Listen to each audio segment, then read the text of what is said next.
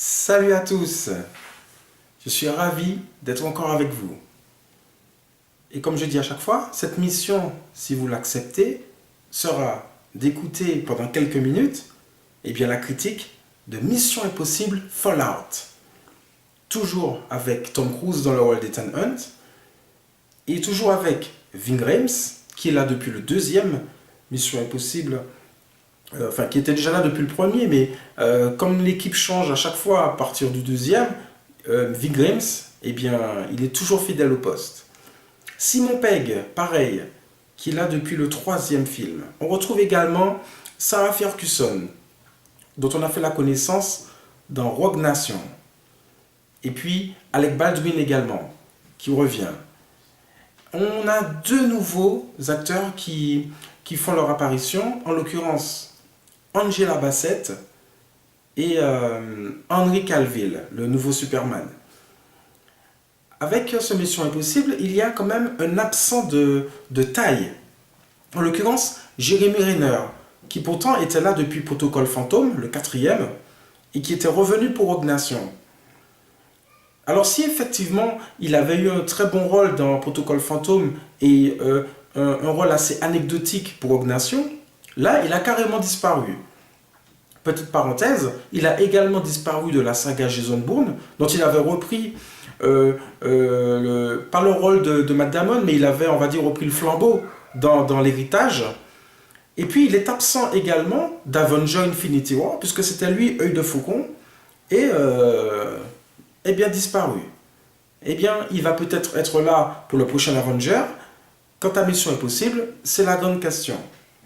Et c'est peut-être là la mission la plus difficile pour les scénaristes, d'essayer de donner de la consistance à ce personnage. Il n'en avait pas du tout dans le précédent.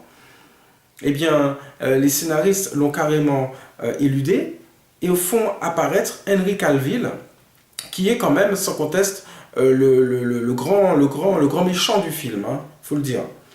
Car de soi-disant sa soi-disant appartenance à la Mission Impossible, enfin en tout cas dans ce rôle assez ambigu, jusqu'à ce qu'il affronte Tom Cruise à main nue dans le film, on a essayé de lui donner quand même quelque chose d'assez consistant à jouer, comme cela avait été le cas pour Jeremy Renner dans Protocole Fantôme, jusqu'à sa disparition. Et c'est aussi le cas pour Sarah Ferguson, dont les scénaristes l'avaient introduite dans Rogue Nation avec brio. C'était véritablement la grande révélation du précédent film. Et là, elle continue sur son personnage assez ambigu et qui finalement s'avère être, on va dire, assez lisse dans l'ensemble. Mais néanmoins, on sent que les scénaristes ont essayé de ne pas faire la même erreur qu'avec Rogue Nation, c'est-à-dire un film bancal, partagé entre certes de grosses scènes d'action, mais surtout une intrigue assez alambiquée qui ne faisait pas la part belle au second rôle. Ici, ce n'est pas du tout le cas. Tout le monde a sa place, tout le monde a fait sa partition, et c'est véritablement là la réussite de Fallout, qui quand même essaie de donner aux méchants une vraie capacité, on va dire, une vraie menace, cette vraie capacité à rendre crédible ce qu'il dit, une vraie capacité à être un méchant aussi impressionnant que cela avait été dans le troisième film, avec Philip Seymour Hoffman. Et donc, on a, avec ce Mission Impossible, cette sensation qu'ils ont essayé de faire une sorte de best-of de la saga en prenant véritablement ce qui avait été le meilleur dans chaque film. Ce qui fait qu'il y a une sensation assez étrange en regardant ce film. Il est ultra efficace, c'est vrai, ça va à 100 à l'heure, mais avec toujours cette impression de déjà vu, cette impression que ils essayent de pas renouveler, on va dire, ce qui a déjà été fait, mais tout en essayant d'y injecter suffisamment d'adrénaline et couplé avec les effets spéciaux d'aujourd'hui, d'autant plus que Tom Cruise donne véritablement de sa personne dans le film, ça se voit, il est véritablement impliqué, mais sans que on sente qu'il soit véritablement mis en danger dans la réussite de sa mission, dont on sait qu'il va toujours s'en sortir.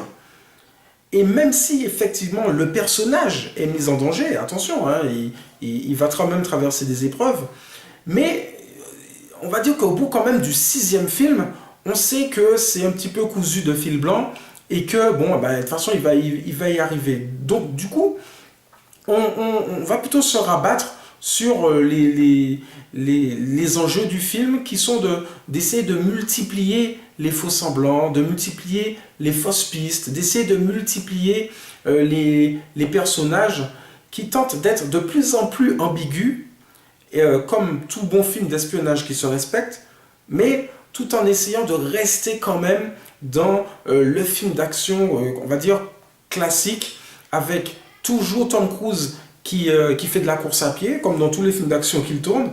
Tom Cruise qui fait toujours de la moto, pareil. Il fait aussi de l'escalade, ça c'est un petit clin d'œil à Mission Impossible 2. Il y a la rencontre dans le souterrain, comme dans le premier film de Brian De Palma, qui est certainement le film qui ressemble le plus à un vrai film d'espionnage. On a également séquences d'hélicoptères, c'est vrai, qui sont assez impressionnantes, mais on sent quand même que avec Fallout, il faut un peu aller de plus en plus loin dans les cascades, aller de plus en plus loin dans la surenchère, un petit peu comme la saga Fast and Furious, qui du premier film au dernier, vraiment n'a strictement rien à voir. Alors, jusqu'où va aller Tom Cruise et dans les cascades et dans la surenchère, ça, le temps nous le dira. Mais hormis tout cela, Fallout reste quand même du très très grand spectacle cinématographique dans le grand sens hollywoodien du terme, avec véritablement un acteur qui ne se fiche pas du spectateur, qui ne se fiche pas de ce qui ne se fiche pas de pourquoi vous avez payé la place, en l'occurrence.